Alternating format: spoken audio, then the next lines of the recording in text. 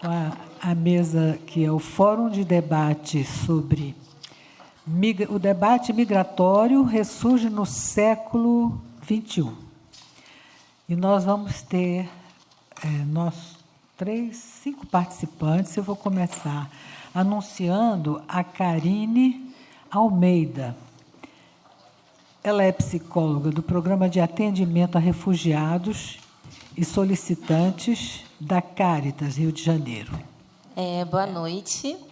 Primeiro, eu gostaria de agradecer à escola pelo convite para participar do evento. Para a gente, enquanto instituição, né, aqui representando o Programa de Atendimento a Refugiados e Solicitantes da Cáritas do Rio de Janeiro, para a gente é sempre muito importante estar envolvido nesses eventos, né, que tratam sobre o tema da migração, porque a gente entende que é muito importante desenvolver o pensamento, né, e desenvolver a prática também para o atendimento dessa população. Então, por isso, para a gente é importante estar ocupando esses espaços, né?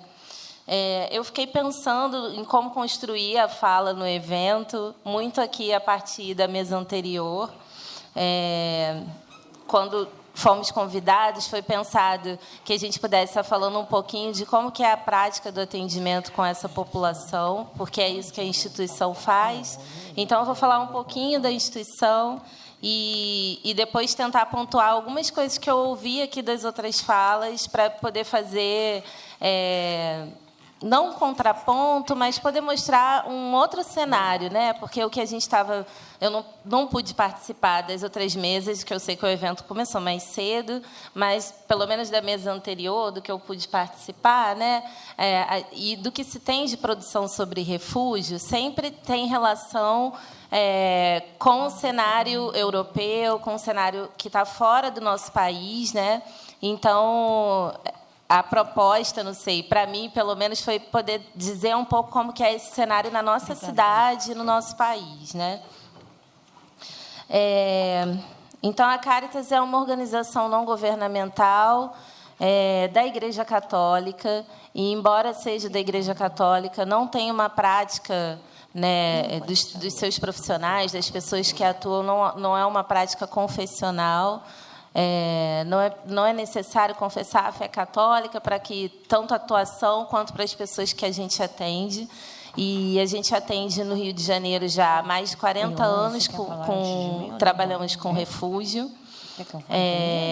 E a gente atua em 4 linhas de atuação, basicamente, que caracterizam o trabalho. A primeira delas é o acolhimento, onde a gente identifica as necessidades principais dessas pessoas, né? Então, se já tem um lugar para morar, se tem alguma questão importante de saúde, precisa ser encaminhada para o serviço de saúde, se está alimentada, porque, às vezes, está recém-chegado, fez um trajeto difícil, então, a gente tem essa preocupação de identificar as necessidades mais emergenciais nesse primeiro acolhimento, né? E aí, uma outra linha de atuação é da integração local, que a gente cuida da parte da integração das pessoas na cidade. Então, vai desde a aprendizagem do idioma, as capacitações profissionais, a inserção no mercado de trabalho, inserção no cenário da educação, então, acesso à educação, à saúde. A questão dos cuidados em saúde mental também estão associados a essa parte da integração também. Então, é a linha de atuação que vai cuidar de toda a integração dessas pessoas na cidade, né? Então, além dessa, tem a proteção legal, que é a parte que cuida mais do processo de refúgio. Então, a gente vai avaliar, né, ouvir essas pessoas sobre a história que elas têm, orientá-las em relação a uma série de documentos que precisam ser preenchidos para solicitar o refúgio aqui no Brasil. Então, elas recebem toda a parte de apoio jurídico voltada para o processo de refúgio. E, por último, a gente tem a parte de vínculos solidários, que é onde a instituição atua na relação com as outras instituições e também captação de recursos, né, busca de parcerias. Então, acho que, de uma forma geral, o trabalho da instituição é esse. Sobre o que eu estava ouvindo aqui, né, eu fiquei pensando, trazer um pouco dessas diferenças, né, porque, diferente do cenário que a gente vê na Europa, nos Estados Unidos, aqui no Brasil, que a gente tem o Alto Comissariado das Nações Unidas para Refúgio, determina enquanto um cenário de refúgio urbano, né? Então, essas pessoas, elas não estão num campo de refugiados, mas elas estão na nossa cidade, ocupando os espaços na cidade. E aí acho que é importante destacar que, embora o Brasil ele tenha uma política, né, uma lei de refúgio que é considerada um marco, considerada referência, essas pessoas, não dá para dizer que essas pessoas ficam de uma forma cuidadosa, acolhida na nossa cidade e no nosso país, né? E por que isso não acontece? Porque, apesar de a gente ter uma abertura, quando a gente vai pensar sobre os direitos e o acesso dessas pessoas ao que elas têm direito, a gente pode observar que isso fica muito reduzido, né? E elas estão aqui na nossa cidade, muitas vezes, em condição de muita vulnerabilidade, né? Então, elas vão morar em regiões mais afastadas, né, dos subúrbios da cidade, ou se moram mesmo mais para as regiões centrais e tudo mais, também sempre em áreas mais periféricas, né, que a gente sabe que é onde chegam menos recursos, né, e investimentos políticos, né, voltados para essa questão da garantia dos direitos. E, ainda colado com isso, que eu fiquei pensando do ponto de vista da saúde mental, que todo o espaço que eu estou ocupando, eu sempre gosto de pontuar em relação a isso, é que sempre se questiona, né? E acho que eu também, quando eu cheguei nesse trabalho, eu tinha essa expectativa de que, quando eu fosse ouvir a história dessas pessoas, eu ouviria um pouco sobre o sofrimento da saída, ou um trauma que elas tivessem vivido nesse percurso. Mas, quando a gente vai fazer a escuta, elas estão falando de um sofrimento sobre o não pertencimento dessa cidade, o não conseguir se inserir de alguma forma nesse cotidiano, e desse desejo de construir uma vida aqui, mas de como que isso é difícil de ser feito aqui, né? Então, porque é difícil aprender o idioma, apesar deles terem direito a trabalho e terem os documentos para isso, né?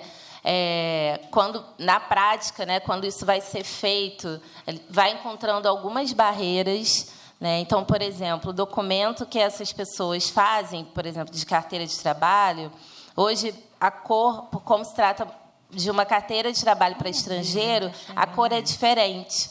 Então, quando o empregador ele vai lá, vai contratar uma pessoa que está em situação de refúgio, e ele vê que tem essa diferença, e vê que tem lá uma validade, que geralmente é de 1 ano, isso, às vezes, cria uma barreira para a contratação dessa pessoa, né? E isso é só um dos obstáculos que essas pessoas vão encontrando, e a Caritas vai, de alguma forma, atuando na mediação desses impasses, né? E de tentar não ocupar o que seria dever do Estado, né, mas de ser aí um mediador entre essas pessoas e o que essas pessoas têm direito, né?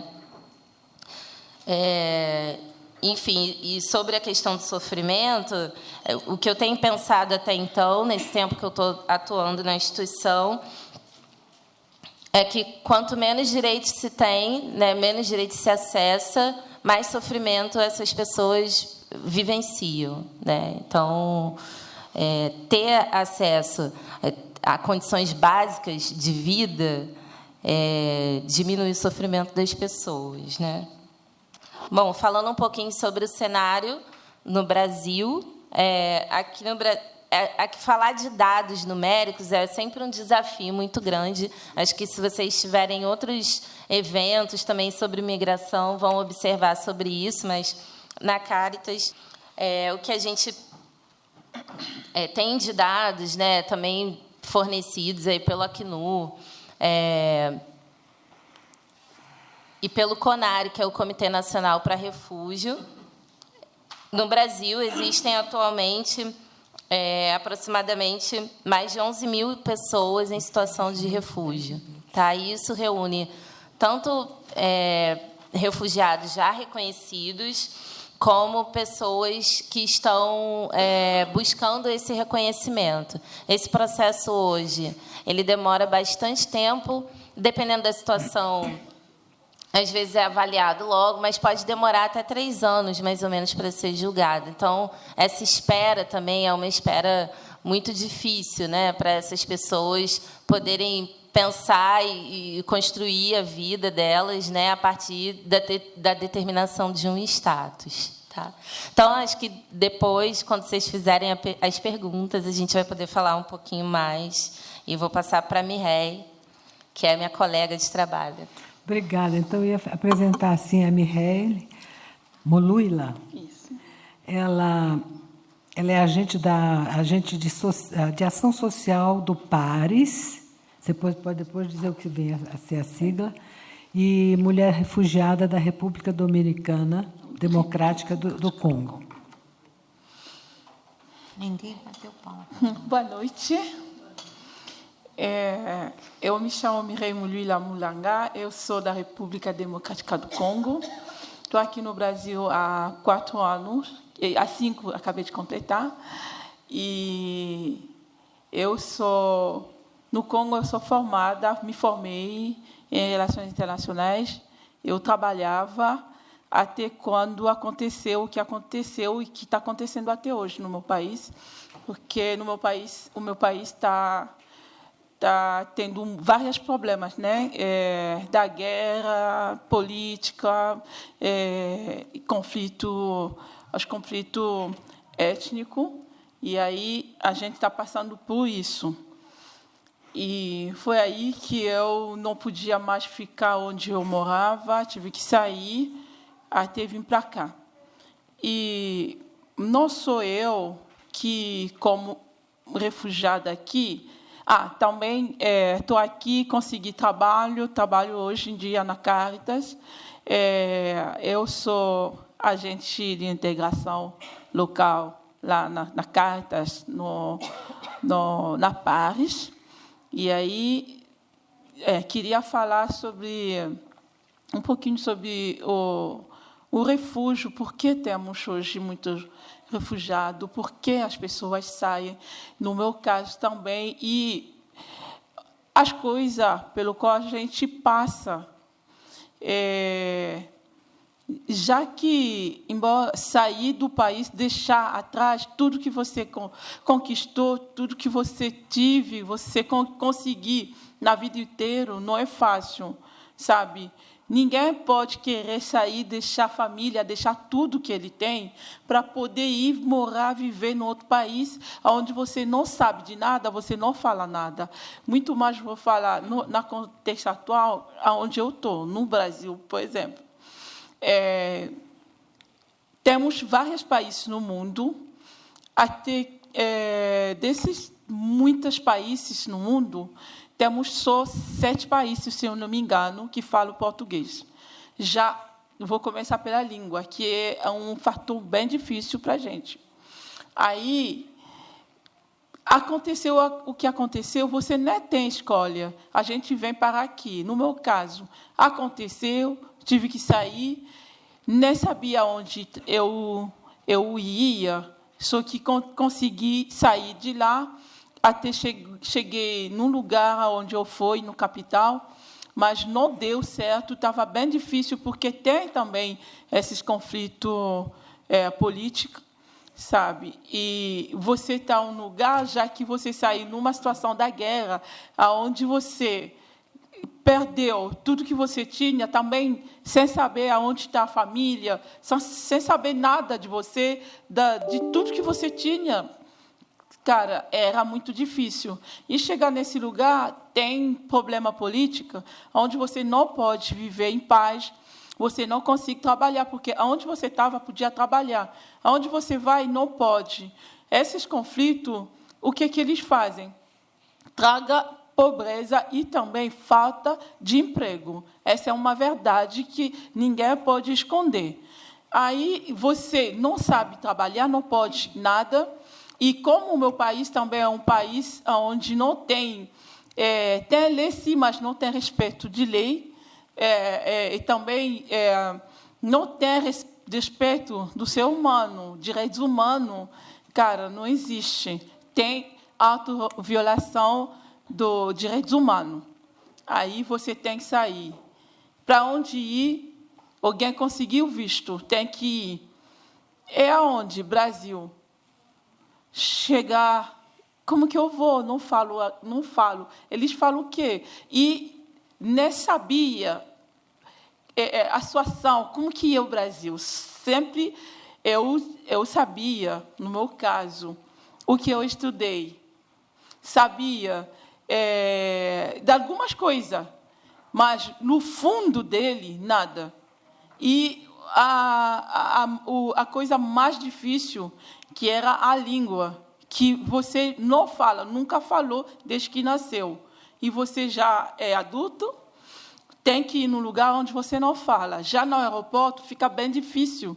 Você nem sabe comunicar com os agentes da imigração. Mas você chegou e ficou. Tem que trabalhar, tem que fazer tudo. Você chega sem nada, porque muitas pessoas já saem sem nada. E a maioria, muito mais as mulheres, que saem já na situação bem precária, bem difícil, porque algumas passaram nos países de origem, nos países onde eles passaram. Eu sei de algumas pessoas, uma moça que é congolesa, saiu do Congo, fugiu num outro país, aonde ela foi, ela passou pelo estupro naquele país, alguém estuprou ela. Já ela teve esse problema, perdeu a família, tinha tudo aquilo, mas passou de novo por uma atrocidade bem forte. Como é que pode ser a situação dessa mulher? E aí ela conseguiu sair, veio para cá. Chegou aqui com os filhos, ela não conseguia nada, não podia trabalhar para colocar as crianças na escola. Não foi fácil, estava muito difícil, sempre como a Caritas está aí, algumas instituições que ajudam também, e aí ajudaram. Nesse caso, é a Caritas que ajudou até conseguir escola para as crianças. Não foi fácil, mas não podia também trabalhar porque as crianças são menores de idade. Ela não tinha dinheiro para colocar algumas na escola, na creche, porque não tinha vaga para creche. Ela chegou ainda grávida daquele estupro. Foi bem difícil a situação dessa mulher. E, sem falar a língua mesmo, ela tem que se virar com apoio de outras pessoas. São a situação bem difícil que ninguém pode querer viver. Só que essa aí é a realidade de hoje, cara, porque essa situação de deslocamento, de problema, está acontecendo em vários países do mundo. Nunca eu podia imaginar, não sei se alguém podia imaginar, aqui na Venezuela podia acontecer o que está acontecendo hoje. Aquele significa que qualquer coisa, em qualquer momento, pode acontecer. Porque o que está acontecendo hoje, em outros países, tipo nos países da gente, aconteceu também antigamente, no passado. Na Europa, Segunda Guerra Mundial, Primeira Guerra Mundial, tinha refugiados, tinha imigrante. Essas pessoas passaram também pela várias dificuldades, para a situação bem difícil também, como a gente. Mas, na realidade de hoje, está acontecendo a mesma coisa. Aí, essa pessoa chegando, sem falar a língua, sofrendo discriminação, sofrendo de vários problemas. E também, por exemplo, africano. No meu caso, eu, africana, no meu país não tem racismo. A gente estuda na escola racismo, mas, na prática, a gente nem sabe como que funciona isso.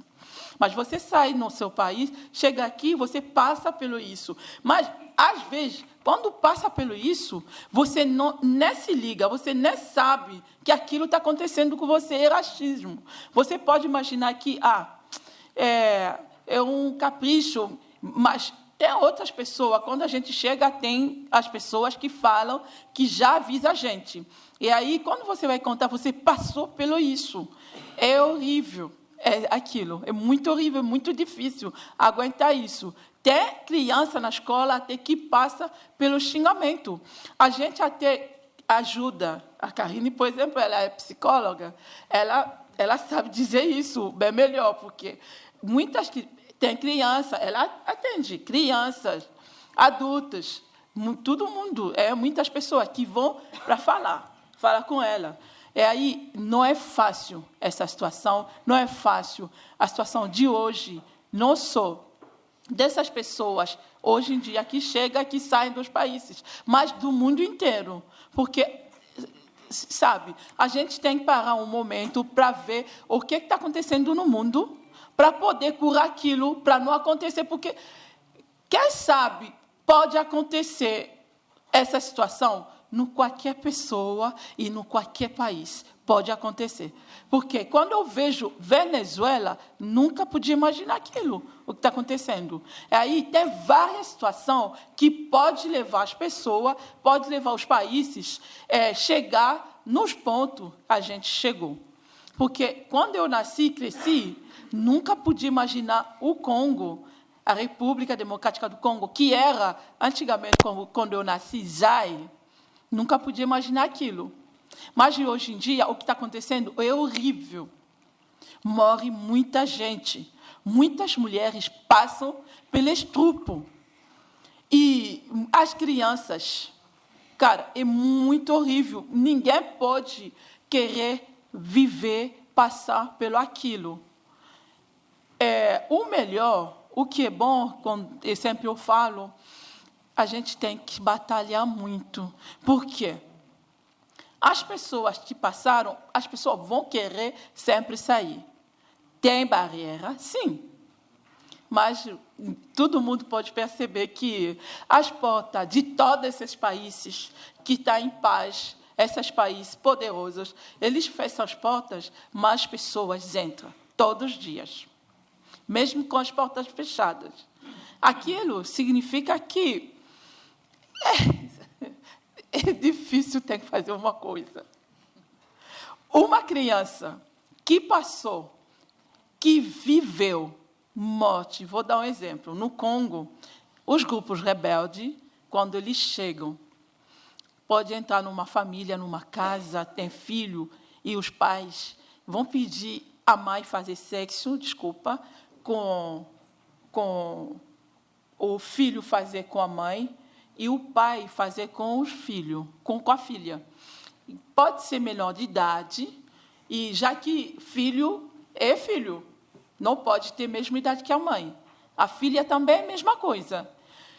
Ninguém pode suportar isso. E o pai, que nunca vai aguentar isso, já que a gente é muito conservador, africano, muito conservador. E o pai nunca vai querer isso. Eles usam isso como uma tipo de arma de guerra. O pai vai querer defender a família. Querendo defender a família, eles matam esse pai na frente da família toda. Quem é que vai se levantar para defender, para fazer uma coisa, morre na hora. E, quando eles fazem isso, na frente da família toda, vocês podem imaginar o que é que pode se tornar essas crianças, essas pessoas que assistem nessas atrocidades. Morte do pai ao do irmão, na frente da família toda, que assistiu estupro da mãe, dos irmãos, da irmã, bebê. O que pode acontecer já na cabeça dessa criança e também de todo mundo? O que pode se tornar essa criança? Muito obrigada. Muito obrigada, Mihaele, por seu depoimento emocionante. E eu esqueci, quando assumi a coordenação dessa mesa, de dizer que eu estou aqui substituindo a Ana Benjó, que teve um contratempo repentino, não pôde estar. Eu sou Miriam Nogueira Lima, eu sou psicanalista, sou psicóloga da Interseção Psicanalítica do Brasil, mas sou muito amiga da escola lacaniana. E estou, assim, agradecidíssima por estar, eu mesma, agradecendo a mim mesma por ter me inscrito para essa ciranda, que está excelente, muito bem organizada e muito, muito sensível, enfim, excelente. Obrigada. Vou até pedir ao Plínio para tirar a fotografia dessa mesa comigo, coordenando. Muito obrigada, Mireille. E agora nós vamos assistir a uma palestra do senhor doutor, com muitos títulos, que é o Charles Gomes. Ele é pesquisador sênior da Fundação Casa de Rui Barbosa e diretor do CEPRE, Centro de Proteção aos Refugiados e Imigrantes. Uma clínica jurídica gratuita para refugiados e imigrantes no Rio de Janeiro. Além disso, ele é doutor em Ciências Políticas pelo antigo IUPERJ, que é o Instituto de Pesquisa da Universidade do Estado do Rio de Janeiro, e tem mais um título famosíssimo, né? Que ele é Fellow da Universidade de Toronto. Ele me deu essa informação depois, não estava nem aqui ainda. Agradecemos que você comece a nos dar a sua aula. Vai ser uma aula. Olha, então, eu preparei um PowerPoint, desculpa, está em inglês, que eu apresentei num congresso, e vai ser um artigo de uma edição especial do Citizenship Studies, que é uma revista sobre cidadania, justamente, do Canadá, e é de um seminário que a gente organizou, quer dizer, eu como fellow lá na Universidade de Toronto, sobre justamente detenção e retenção. E aí a ideia do título, que eu vou falar um pouco, é uma pesquisa que eu fiz em Roraima, né, visitando todos os abrigos e os locais onde ficam os venezuelanos, né, esperando uma interiorização para outras cidades do país. Como está no título aí, como é negociado esse espaço, né? Então, a ideia de todo o artigo está elaborada na territorialidade. Um pouco, eu perdi a mesa anterior, eu acho que faz uma junção um pouco com o que foi discutido aí, né? Como essa territorialidade ela é negociada, né? Como são essas fronteiras, né? E como é que a migração ela varia aí no espaço e no tempo. E aí a problemática vai ser um pouco toda em relação a isso, né? Então, o que eu estou falando é do que o Brasil, né, implementou em fevereiro do ano passado, que é a famosa Operação Acolhida, né, que estabeleceu uma política para a acolhida humanitária dos venezuelanos, do fluxo massivo de venezuelanos para o país, né? Existe, quando você fala nesse fluxo, o Brasil começa... a primeira tentativa do Brasil, no final de 2016, não sei se vocês sabem dos eventos do que aconteceu, mas houve uma tentativa no início do governo brasileiro, na época do Alexandre de Moraes, como ministro da Justiça, de fazer uma deportação massiva.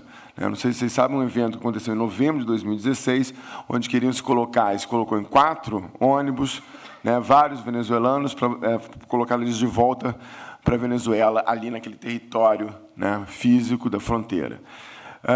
Foi graças a uma intervenção da Defensoria Pública que impediu que entrou com uma ação, né, e aí um juiz federal impediu que eles já estavam no ônibus, quase chegando à fronteira, que eles atravessassem a fronteira, né, devido à inconstitucionalidade justamente da deportação massiva, como o atual ministro pretende também fazer e implementar, mas também está sendo questionado, vai ser questionado no Supremo, já pela Procuradoria-Geral da República, já entrou com uma ação.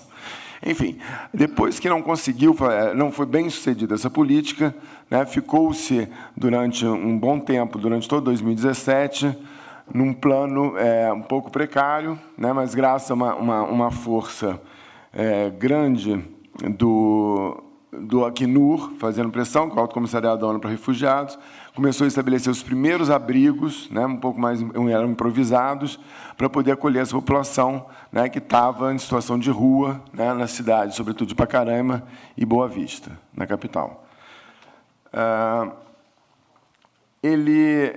A ideia, depois do que veio acontecer, foram, hoje em dia, o que temos nessa política de acolhida, que é a Operação Acolhida, que foi elaborada pela Casa Civil e quem leva a cabo, hoje em dia, são as Forças Armadas Brasileiras, junto com a Acnur e várias ONGs que ficam na gestão desses abrigos, né?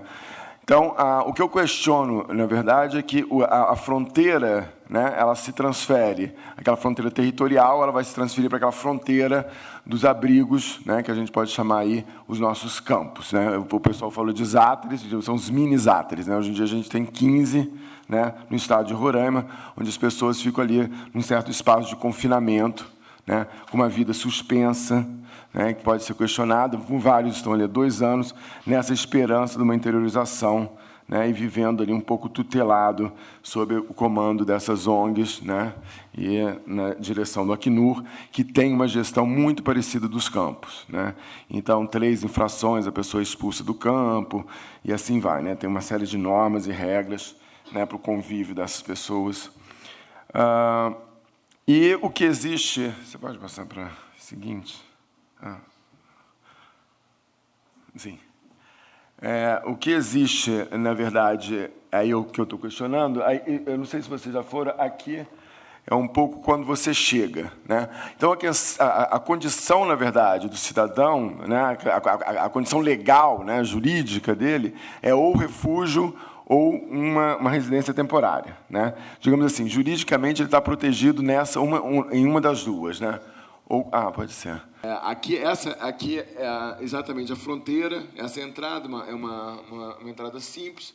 Já lá na primeira foto, né, à direita é onde se faz essa triagem aí, o centro de triagem, né, que é o BV8 que eles chamam, e ali já tem um abrigo para 1.500 pessoas atrás, né? E aqui são as duas condições legais. Ou seja, juridicamente, digamos assim, eles estão protegidos, né? Mas em quais condições, né, esse estatuto e essa condição jurídica realmente é efetiva, ou ele pode exercer realmente seus direitos e ter sua cidadania, uma vez que ele vai dali ser direcionado para um dos abrigos, né, que eu chamo aí como as condições similares aos campos, né? Aí você pode ver. Toda essa parte que eu fiz primeiro foi esse debate, justamente, não sei se vocês conhecem ou se citaram já, que é o pessoal que trabalha, que é um pouco a fronteira sendo ela interiorizada, né? Um pouco como o Balibar fala, né? A fronteira na pessoa, né? Onde tem uns exemplos, hoje em dia, que são extremos da Europa, né? De exigir, né? No caso da França, chegou-se a cogitar, exigir a pessoa registrar sempre que receber um estrangeiro na sua casa, ir no departamento de polícia e falar que está recebendo um estrangeiro, né? Ou seja, a fronteira é interiorizada, imposta ao indivíduo, né? Da mesma maneira que se criminaliza a solidariedade, né? Então, você não pode mais receber pessoas que estejam irregulares, você está cometendo uma ilegalidade, né? Você está criminalizando até a solidariedade. Ou seja, como hoje em dia tem uma tendência da fronteira cada vez mais estar próxima do indivíduo, você mesmo incorporar essa fronteira, você virar um próprio agente, a própria fronteira, né, em relação ao outro, né? De uma maneira obrigatória, né, que tem no mundo. E, dessa maneira, são os espaços de exclusão, né? Então, como esses abrigos podem ser considerados espaços de exclusão, onde estão ali aquelas grades separando aquela pessoa do resto do mundo, nessa ideia do mundo de campos, que pode também ser transportado e pode ser imaginado também na condição da favela, nas condições dos espaços onde as pessoas não conseguem exercer plenamente seus direitos, né, e não têm uma cidadania plena. Então, a minha ideia era discutir um pouco essa falta de possibilidades dentro desses mundos aí das fronteiras que existem, sobretudo considerando os abrigos, né? Então, eu já falei um pouco sobre como é que foi a história, né, essa pressão aí do Acnur para a criação dessa operação humanitária, né, que foi a Operação Acolhida. Ela vai evoluindo, né, com vários atores. Hoje em dia eu acho que, sei lá, mais de 50 organizações que estão participando, né, inclusive a OIM também, a Organização Mundial das Migrações, Internacional das Migrações, que fazem um pouco o que são esses abrigos. Eu vou tirar umas fotos aí agora um pouco para vocês verem como são esses abrigos. Esse aí é o abrigo da fronteira, que é o BV8, onde as pessoas mais vulneráveis, como é que eles fazem a seleção? As pessoas mais vulneráveis, mulheres desacompanhadas, crianças desacompanhadas, pessoas com problema de locomoção, problema motor, enfim, vai classificando as pessoas por vulnerabilidade. Normalmente elas têm direito àqueles beliches lá no final, e as outras pessoas ficam só com os colchões, né? Então, eles armam e desarmam os colchões ali durante a noite, e durante o dia, ali o refeitório, por exemplo, já é a fila ali para o refeitório dentro desse abrigo. Aqui é um pouco as condições desse abrigo temporário, onde eles esperam para ser realocados num abrigo em Boa Vista, né? Aí você pode passar o segundo? Aí, agora, esse é o abrigo típico aí, né, que você está vendo, que são os, né, que eu considero os abrigos como mini-campos, né? Aí você vê aí a entrada com as Forças Armadas, fazendo o controle da entrada, né, checando a identidade. A estrutura, ou é essa estrutura de barracas, está vendo, do Exército, ou é aquela estrutura que veio, né, que são aqueles containers, casas, né, que trouxeram pelo Acnur, onde é muito calor, lá faz 40 graus, onde a estrutura não é nada adaptada para a situação, porque esses contêineres foram concebidos, eu acho, mais para o Butão, na verdade, para os países, né, de montanha, de frio, ou seja, não são nada agradáveis aquelas estruturas onde eles ficam, onde eles têm só uma fonte de energia, não dá nem para carregar um celular, na verdade, eles têm que carregar dentro do espaço público. Então, tem pessoas que estão aí, esse é o Rondon 3, tem pessoas que estão aí já há 2 anos esperando uma interiorização, né? Então, é uma vida nessa ideia da questão do tempo, de vida suspensa, né, de uma cidadania em suspenso, onde a pessoa fica ali, né, tutela, né, com uma vida tutelada, né, sendo simplesmente alimentada e recebendo alguns auxílios, porque é precário em relação à educação, em relação à diversão, cultura, enfim. Tudo é muito precário nessas instalações. Aí você passa para o segundo.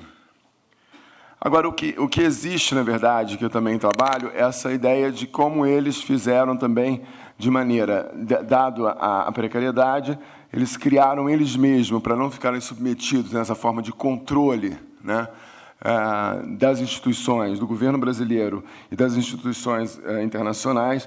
Eles criaram o próprio refúgio deles, que são lugares de ocupação.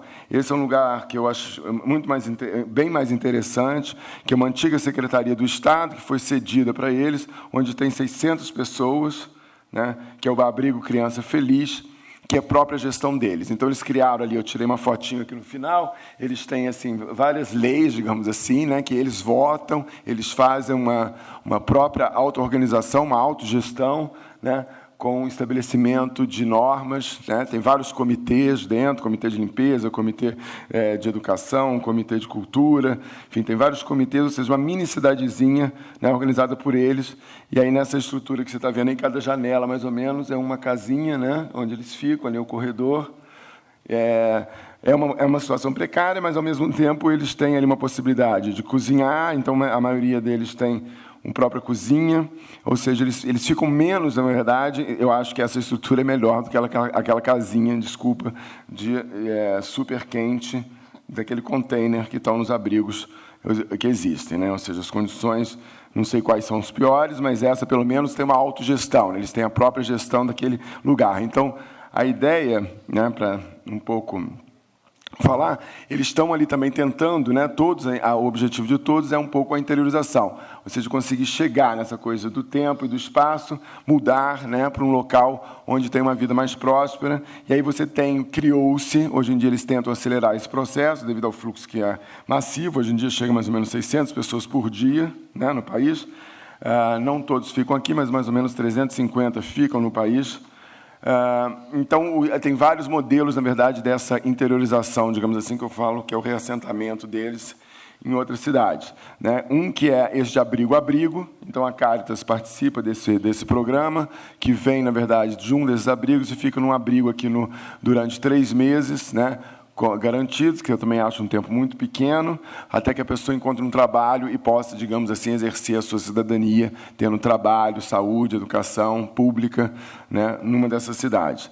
E aí você também tem aldeias infantis no Rio, que a gente presta assessoria, que também é um abrigo que fica na Barra da Tijuca, que também está recebendo os venezuelanos, e eles acabam ficando mais do que 3 meses, que é o que a gente está seguindo lá. Né? E tem essa possibilidade da sociedade civil. Né? Na sociedade civil tem um modelo onde você pode ter uma família que possa, aí um caso, o modelo normalmente é mais longo o período, que possa oferecer para eles um aluguel com uma renda mínima, né? De acordo, dependendo do número da família, varia essa renda, e que possa pagar para eles durante 6 meses a 1 ano. Né? E muitos desses programas estão sendo encabeçado por organizações religiosas, né? No caso, os Mormons, por exemplo, já mais ou menos 5 mil, né, venezuelanos já foram interiorizados pelos Mormons nesse esquema deles, né?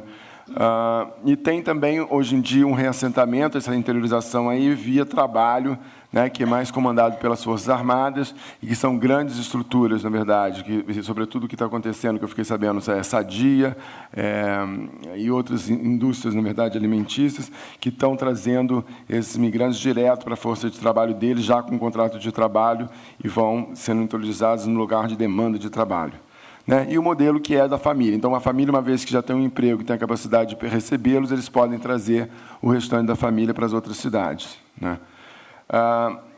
Eles estão querendo acelerar, mas, hoje em dia, os últimos dados, eu acho que já tem 12 mil, se eu não me engano, mas tem que olhar, eu tenho um plano aqui da OIM, a OIM que está fazendo essa coleta de dados em relação a isso. Mas, para fazer um pouco as conclusões, nessa ideia de como a gente está criando espaços, na verdade, de um certo modo, essas fronteiras transportadas, né, numa falsa ideia de uma liberdade de movimento, mas a liberdade de movimento se restringe, na verdade, a cerca de abrigos, onde pessoas ficam ali durante 2 anos. A alternativa, na verdade, que está sendo criada de abrigos espontâneos, né, pelo menos os 2 que eu visitei, que o outro não coloquei as fotos aqui, que é o Cabanoco, que são dos indígenas, tem uma gestão própria, muito mais interessante essa gestão, muito menos custoso. O que eles precisariam justamente era de mais ajuda, né? E poderia ser essa ajuda por eles, ou a gestão deles poderia ser um modelo, na verdade, onde você, pelo menos, você cria comunidades de autogestão, né? Porque não são um país tão conflito, né? Não são pessoas, na verdade, violentas umas contra as outras.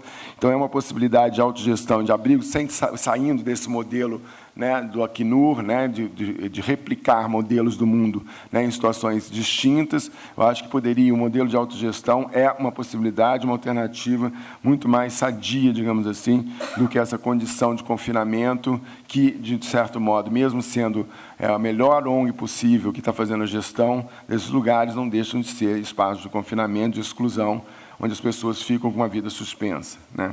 Ali, ao menos, eles podem ter circulação livre na cidade, né? Não tem que ficar voltando às 5 horas da tarde, ou seja, as regras não necessariamente são as mesmas.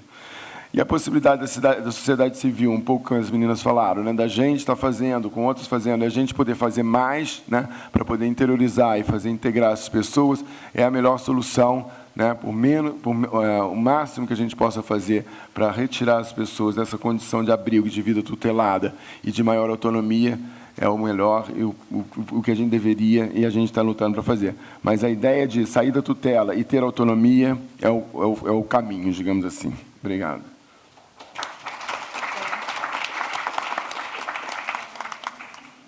Agora nós vamos ter a apresentação de 2 artistas plásticas, cada uma vai ter um tempo, vocês vão dividir um tempo, que são a Lea Sobelman e a... Você vai falar primeiro?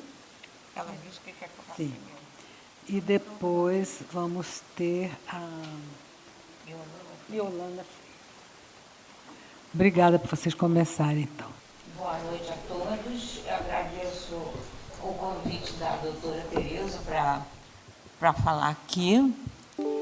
Eu não sou palestrante, eu sou artista plástica. E eu fiz um trabalho que está sendo mostrado aí sobre o direito de ir e vir no final do ano passado, numa galeria em Santa Teresa, onde eu ocupei tem uma vitrine na galeria, grande, que se chama Vitrine Efêmera. Eu acho muito interessante porque ela apresenta trabalhos conceituais. E eu fiz esse trabalho sobre o direito de ir e vir. E por que é o direito de ir e vir? Porque é o direito que nós perdemos aqui no Rio de Janeiro. A cidade se tornou violenta. E eu comecei a sentir uma angústia muito grande de não poder sair com tranquilidade, tem que ficar olhando para cá, para lá, não pode usar o celular na rua. Então, eu comecei a me sentir angustiada e fiz essa proposta desse trabalho.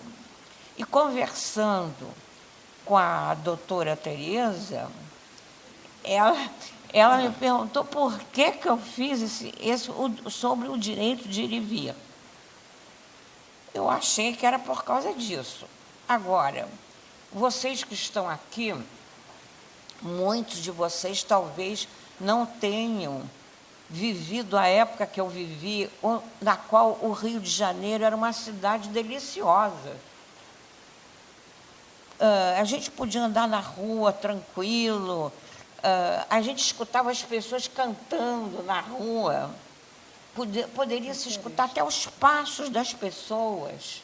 Eu morava numa casa na rua Joaquim Nabuco, quase esquina da Vieira Soto, e muitas vezes eu ia para o meu quarto, que ficava nos fundos, para escutar as ondas do mar.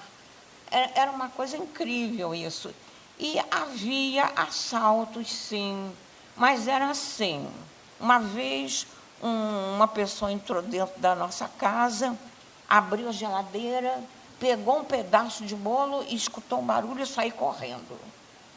A outra vez, a minha irmã estava estudando no andar de cima da casa e ela já era tarde, de madrugada, assim, ela ouviu um barulho e chegou na janela e perguntou: quem está aí?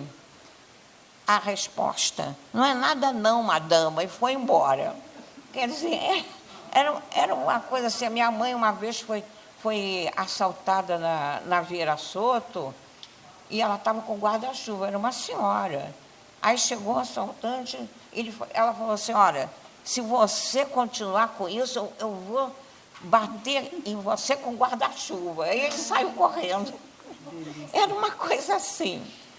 Bom, e o meu trabalho sobre o direito de ir e vir foi resultado das violentas circunstâncias que a cidade sofreu e cresceu de uma maneira desordenada, limitando o ir e vir da gente. E dessa angústia sobre o ir e vir atualmente, talvez tenha a ver com o que os meus antepassados, digamos, mais próximos, sofreram. Eu sou israelita e houve migrações mais recentes na minha família. Houve migração por expulsão, migração por necessidade e migração para a morte. Eu poderia falar aqui, como já foi falado sobre a intolerância religiosa, eu poderia falar sobre as vezes que o povo judeu foi expulso do Egito, de Israel, da Pérsia, e existe até a expressão do judeu errante. Mas eu vou me deter na expulsão dos judeus da Espanha, porque é de onde eu descendo mais recentemente. Eu me detenho nessa expulsão da Espanha, que é de onde os meus antepassados mais próximos migraram. Eles eram de Granada e foram expulsos pelos reis católicos porque eles não quiseram se converter ao catolicismo. Eles viviam muito bem lá e se davam bem com os mouros. Tanto é que o meu sobrenome de solteira é Rasson. É um nome bem oriental. E tem um quê de mouro. E teve gente que saiu, como ela falou, também depois que a Mirelle falou, essa minha dissertação aqui é muito, muito leve, não é? E teve gente que saiu até com a chave da casa, lá da Espanha, em 1492, pensando que ia voltar. E está acontecendo o mesmo, aconteceu com os seus. Né? E para onde eles foram? Foram para a ilha de Rhodes, no mar Mediterrâneo, que era dominada por um sultão otomano. E eles carregaram consigo o espanhol arcaico, a comida e os costumes. A comida que eu faço. Eu estive na casa, entre as muralhas da ilha de Rhodes, onde os meus antepassados, até os meus pais, viveram por 500 anos. Esta foi a migração por expulsão. A migração por necessidade ocorreu no começo do século XX. E esta foi a dos meus pais e avós por parte de mãe. Meus pais se casaram aqui no Brasil e falavam espanhol arcaico. Eu sei falar um pouquinho, compreendo um pouco. Minha mãe amava o Brasil. Eu fico emocionada. E cresci ouvindo que era uma bênção viver aqui.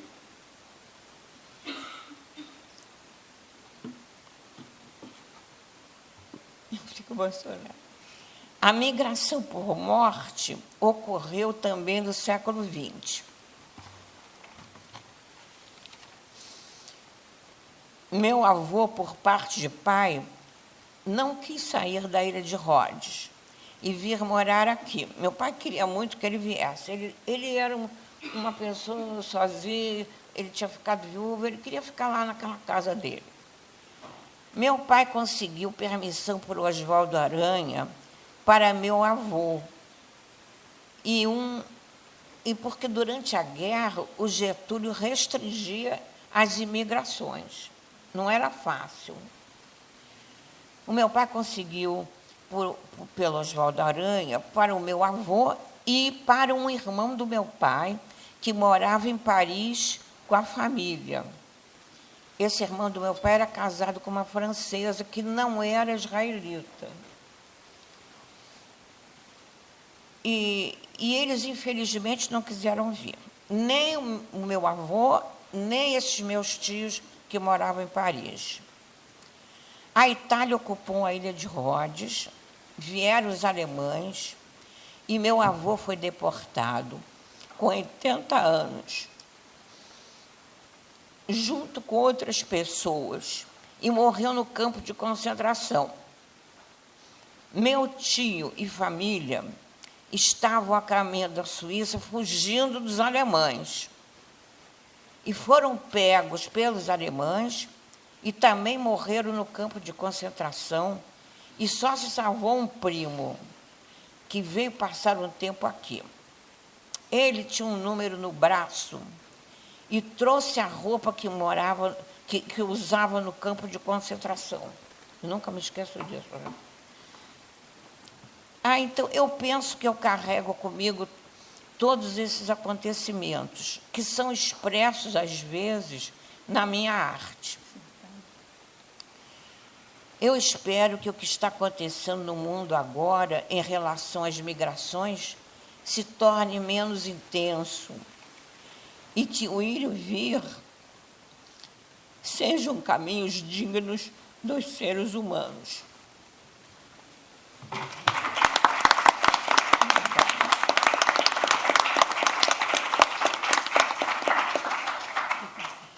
Hein? Obrigada. Também eu vou tomar.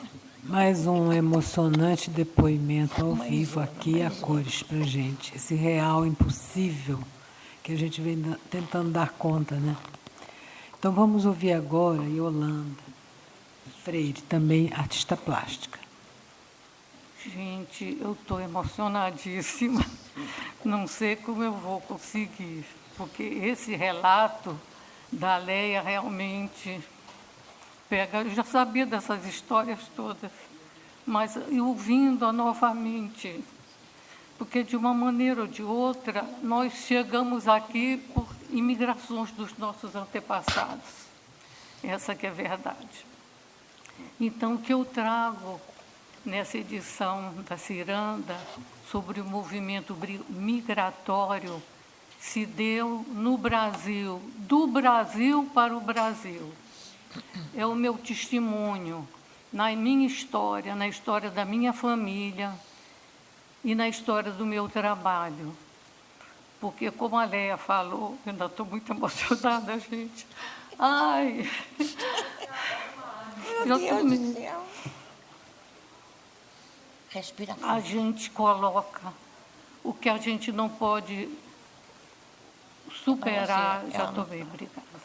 O que a gente não pode superar, a gente, como disse a Tereza, a gente trabalha no vazio. Então, eu conto para vocês, eu vou ficar em pé que eu funciono melhor. Quando eu era criança, na cidade de São Luís, do Maranhão, eu via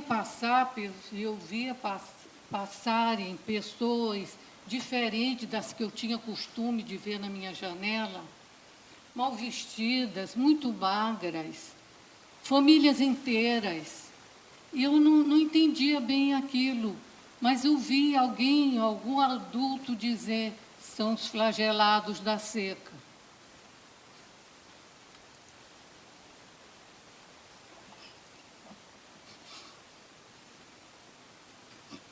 Por favor.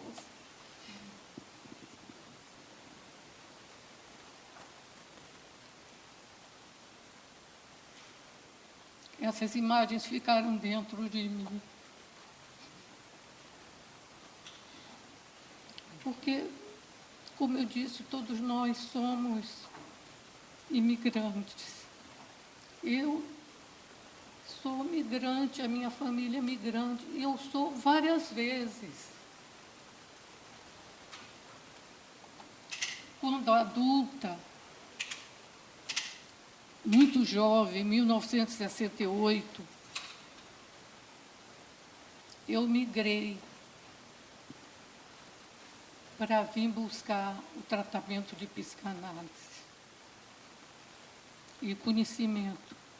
Me matriculei num curso de gravura em metal na Escolinha de Arte do Brasil.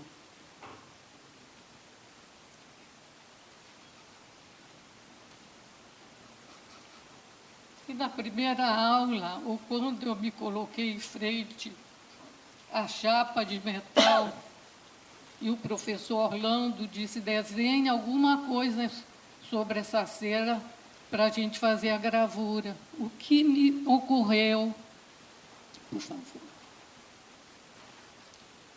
Eu não sabia o que eu ia desenhar, mas me veio imediatamente. Quer dizer, eu vim do Maranhão para o Rio, e essa imagem foi a primeira gravura em metal que eu realizei.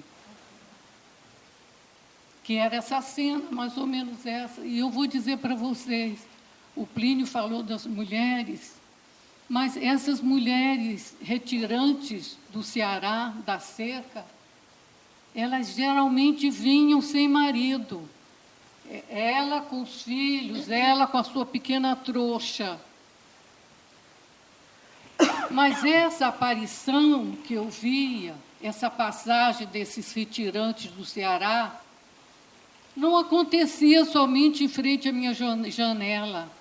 Eu soube agora, sou grata ao meu amigo que me mandou essa indicação, que no Ceará houve campos de concentração para impedir, pode mostrar, por favor, figura seguinte, para impedir que as pessoas fugidas da seca, da falta de alimentação, da falta de trabalho, eram impedidas de chegar na capital, para não modificar, entre aspas, a paisagem do local.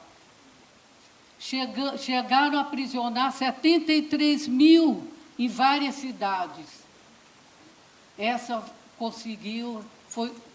se conseguiu agora fazer parte da memória viva, física, e ela é conservada, mas tem muitos outros campos de concentração. A gente se horroriza quando ouve falar dos judeus, mas aqui o Brasil para o Brasil.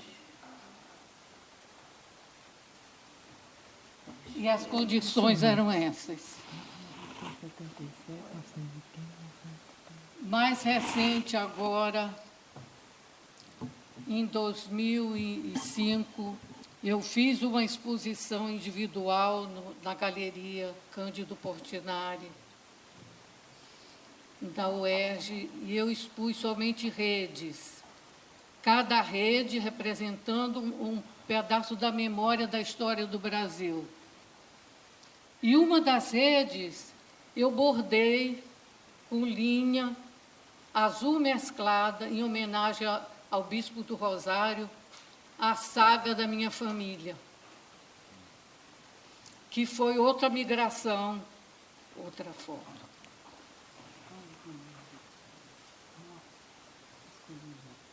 E eu bordei, não se vê, mas no outro slide vocês vão ver o que eu escrevi.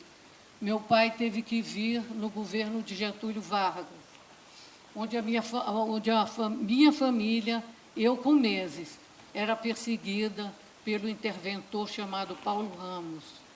Fecharam o colégio onde meu pai trabalhava. E ele era advogado, ele não teve mais condições também de exercer seu trabalho como advogado. Veio para o Rio, deixou minha mãe grávida do 5º filho. E ele veio se organizar, se estabelecer. Eu fiquei com a minha mãe, mas eu perdi a presença do meu pai na minha primeira infância. Quando eu vim, nós viemos nos reencontrar com meu pai, já eu tinha quase 2 anos, e minha mãe já trazia o bebê de 9 meses. Nasceu depois de mim. É isso, gente. A gente vai guardando, e eu digo para vocês, eu sou sensível hoje à história da imigração, porque também eu vivi. Em função dessa sensibilização, eu percebi, já foi falado aqui, que onde ficam os imigrantes que vêm buscando salvação ou uma melhoria de vida? O que lhe resta? Resgatando o poeta, o que lhe cabe nesse latifúndio? Onde podem morar favelas? Então, eu pintei 3 favelas. Na primeira favela, eu priorizei a alegria, o folclore. E eu junto a vocês a expressão de um depoimento de uma pessoa que habita numa cidade da África. Ele falou uma coisa que eu apliquei para essa tela. Estamos tão preocupados de sermos felizes que esquecemos a nossa miséria. Da tela seguinte, por favor. Quando eu estou pintando esses trabalhos, vocês me dão mais 2 minutinhos, me ocorre espontaneamente alguma música. E nessa eu me lembrei do título da música de Vandré, para não dizer que não falei de flores. Então, aqui eu já fiz com a intenção dessa música, barracão de zinco, se não vai, a gente canta, pobretão infeliz. E eu já fiz com essa ideia, tanto que aqui não dá para ver direito, mas eu fiz com papelão corrugado. E agora, eu não escrevi nada, eu recortei do jornal a imagem seguinte, por favor. Vamos passando. Eu reportei essas expressões para salvar a união. Conheçam. A favela quer que a gente conheça. Eu fiz uma viagem que a guia apontou a favela dizendo assim, região de Minas. A guia falou, aqui mora o trabalhador e a trabalhadora dessa terra. E é como nós já conhecemos agora a favela. Não é só um lugar de bandido. Às vezes, eles se escondem lá porque o Estado não está lá. É um lugar de abandono. E me ocorre também barracão de zinco e me ocorre aquele chão de estrela, que as casas eram cobertas de zinco, o zinco furado, quando vinha a lua, iluminava e criava estrelas no chão. É a poesia dessa música. E vamos para a terceira, que é a última.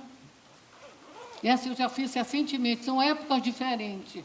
Me veio na cabeça, são as águas de março fechando o verão, e eu penso, e as águas como caem pesadas nessas casinhas frágeis, como a inocência vai pelas enxurradas, quantos corpos ficam soterrados nessas chuvas pesadas do Rio de Janeiro. Mas eu escolhi 2 frases somente, que falam da inocência e da violência nesses lugares. Passarinho na mão, estilhaço na estrada.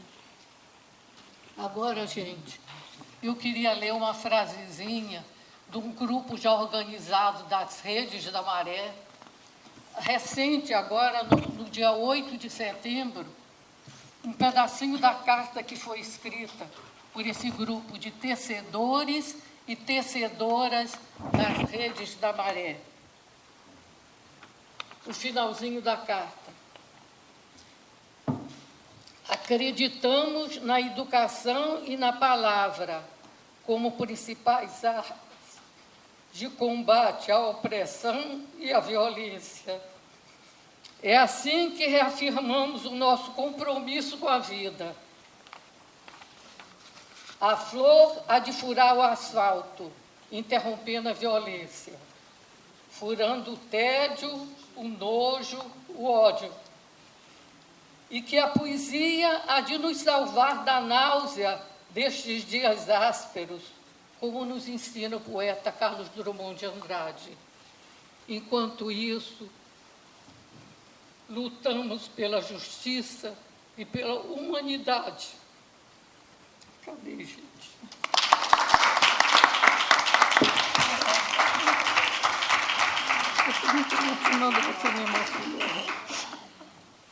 Então, abrimos para os comentários de vocês ou alguma pergunta.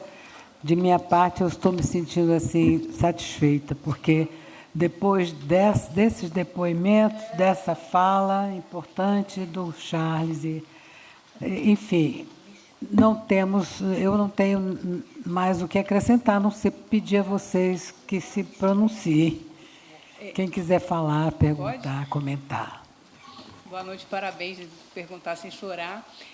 Aproveitando esse momento, para pedir para a Karine, para o pessoal da Caritas, né, para falar se está havendo, quer dizer, que tipo de apoio psicológico está sendo feito, se precisa de alguma coisa. É alguma coisa nesse sentido, porque aqui é um fórum bacana, é um monte de gente que está ligada nesse tipo de coisa e talvez pudesse se mobilizar. É isso, obrigada. Bom, no momento, quando chegam demandas para atendimento psicológico, né, em parte a gente absorve no próprio serviço, mas entendendo que não é esse o nosso objetivo, porque a gente entende que essas pessoas têm o direito de acesso a cuidado de saúde mental. Então, a intenção é sempre inseri-las, de algum modo, nos próprios serviços de saúde. Mas a gente sabe que, atualmente, o cenário da nossa cidade é um cenário de sucateamento dos serviços públicos. Então, às vezes, essas pessoas precisam de um atendimento com alguma urgência, isso não é possível. Então, a gente vai em busca das parcerias. A gente, atualmente, tem uma parceria com a Universidade do Estado do Rio de Janeiro, com a UERJ, com a equipe de psicologia clínica do Instituto de Psicologia, que é coordenado pela professora Laura Quadros, e temos feito encaminhamento para essa equipe, né, quando essas demandas surgem. A gente já fez parceria, inclusive, também aqui com a PUC, através da equipe de estagiários da professora Moná. Você falou que teve um programa cada instância. Isso. E aí a gente não conseguia, de algum modo, que essas pessoas chegassem por causa da localização da universidade, né, que fica mais distante dos espaços em que essas pessoas circulam. A UERJ é um lugar bem já familiar para eles, porque eles fazem o curso de português lá. Então, acaba ficando mais fácil por isso, porque já é um território mais conhecido, né? E é perto da gente, a gente consegue acompanhar as supervisões e tudo mais. Agora, em relação a que tipo de apoio, né? No momento, a gente tem pensado bastante sobre isso, porque muitas pessoas encaminham, se demonstrando interessadas em fazer algum tipo de intervenção, oficinas. A gente está sempre aberto a isso, desde que vocês, que as pessoas que tenham esse desejo enviem para a gente um projeto, uma ideia que vocês tenham. A gente está sempre aberto para conversar e para produzir cuidado para essa população que a gente atende, né? Mas, realmente, a gente não tem ainda uma espécie de cadastro que, por exemplo, eu já vi que tem uma ONG que chama A Casinha, se eu não me engano, que é para a população LGBT, e eles têm um trabalho bem legal com cadastramento dos profissionais de saúde, que é algo que eu já estou antenada e já estou pensando, talvez, em fazer algo parecido, pensando na população que a gente atende, né? Mas, enfim, a gente está sempre aberto a essa oferta, né? Porque, com certeza, para essa população é muito importante. Bom, eu primeiro gostaria de agradecer essa mesa e dizer que nada como testemunho, porque o testemunho, ele traz a verdade. Não é uma elaboração de saber só. E tem também dentro do testemunho, porque se você fala sobre aquilo que você experimentou, sobre aquilo que você pensou, sobre o que você experimentou, você produz saber, né? Eu acho que nada como produzir um saber, alguma coisa, um discurso sobre a experiência para te separar da experiência. O problema é que, muitas vezes, quando é avassalador, como a cena que você descreveu, de estupros e tudo mais, da quebra, né,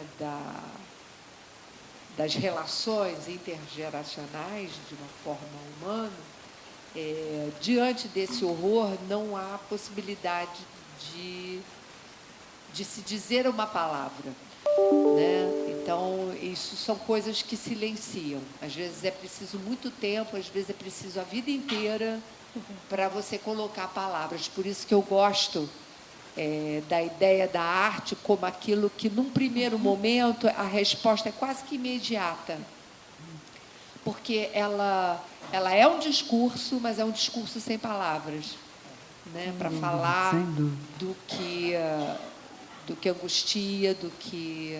Enfim, só dizer que realmente eu estava certa quando eu pensei e conversei com os meus amigos organizadores também, que, para além da gente pensar teoricamente do problema da migração, a gente poder trazer o testemunho, né? Porque ele traz a verdade. Obrigada. Foi excelente mesmo, Tereza. Eu queria só registrar que também o trabalho que o Charles traz, né, é uma coisa impressionante. Eu mesma não sabia, não conhecia, porque isso não é divulgado, né? É um testemunho, exatamente. Exatamente. É isso. Ele traz uma elaboração e um testemunho desse trabalho de lidar com essas questões tão graves, né? Então é isso. Eu não sei como, se podemos terminar. E eu que termino, você vem falar alguma coisa, Tereza, porque agora acabou hoje, né? É amanhã às 9h. Eu daqui já vou para o Leblon. É que, conversando com as minhas amigas, na verdade foi a Cecília Bretas, que sugeriu, enquanto o Plínio falava sobre mulheres, que a gente tinha pensado ser no ano que vem no outro, porque o ano que vem é o Terra Sem Fronteiras. E no outro a gente fala, então vamos falar sobre mulheres, não sei o quê. Bom, me ocorreu imediatamente que Terra Sem Fronteiras fala de mulheres. Então a gente colocou como subtítulo para a ciranda do ano que vem, mulheres. Para a gente falar de toda essa dificuldade, né, de se dar visibilidade às mulheres na nossa contemporaneidade, muito embora elas tenham, num trabalho de resistência, né, ocupado vários lugares, mas ainda, em vários cantões do mundo, a mulher ela é campo de batalha, né? No sentido de oprimir, disso que você estava trazendo a propósito do estupro e tudo mais. Gente, muito obrigada, viu? Mesmo. Obrigada, obrigada.